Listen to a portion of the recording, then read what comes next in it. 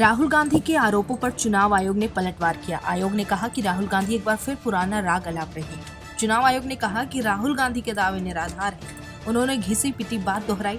चुनाव आयोग कहता है कि हालिया प्रेस कॉन्फ्रेंस में राहुल गांधी ने वही घिसी पिटी बात दोहराई है और ये बात 2018 में मध्य प्रदेश कांग्रेस के तत्कालीन अध्यक्ष कमलनाथ ने की थी।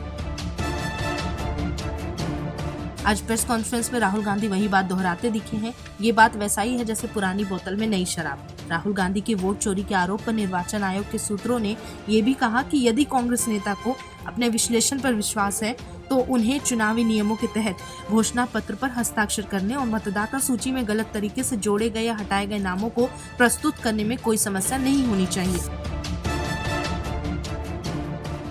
चुनाव आयोग पैनल ने कहा कि 2019 में मशीन रीडेबल वोटर लिस्ट उपलब्ध कराने की कांग्रेस की याचिका को सुप्रीम कोर्ट ने खारिज कर दिया था। उन्होंने कहा कोई भी पीड़ित उम्मीदवार 45 दिन के भीतर संबंधित हाईकोर्ट में अपने निर्वाचन को चुनौती देने के लिए इलेक्शन पिटीशन दायर कर सकता है।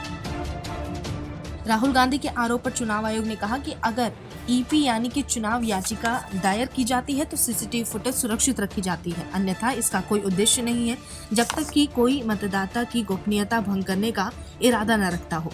उदाहरण के लिए 1 लाख मतदान केंद्रों के सीसीटीवी फुटेज की समीक्षा 1 लाख दिन लग जाएंगे करने में, यानी कि लगभग 273 साल, और इसका कोई कानूनी नतीजा निकलना संभव नहीं है।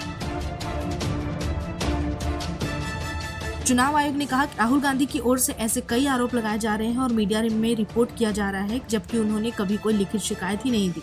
उन्होंने दिसंबर 2024 में महाराष्ट्र का मुद्दा उठाया। इसके बाद अखिल भारतीय कांग्रेस कमेटी के एक वकील ने ईसीआई को पत्र लिखा। हमारा जवाब 24 दिसंबर 2024 को ईसीआई की वेबसाइट पर सार्वजनिक रूप से उपलब्ध है। फिर भी राहुल गांधी का दावा है कि चुनाव आयोग ने कभी जवाब नहीं दिया। इससे पहले कांग्रेस सांसद राहुल गांधी ने चुनाव आयोग से 5 सवाल पूछे थे।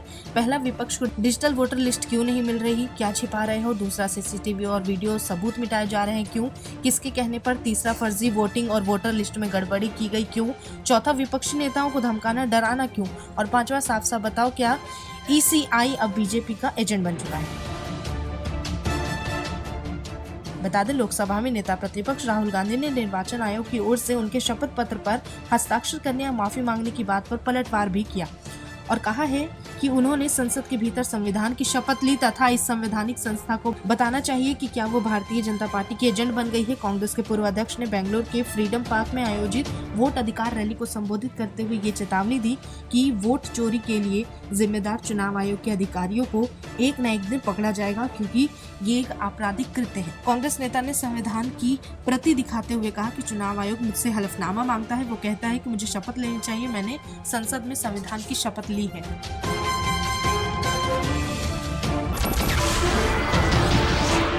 नमस्कार, मैं हूं मानक गुप्ता।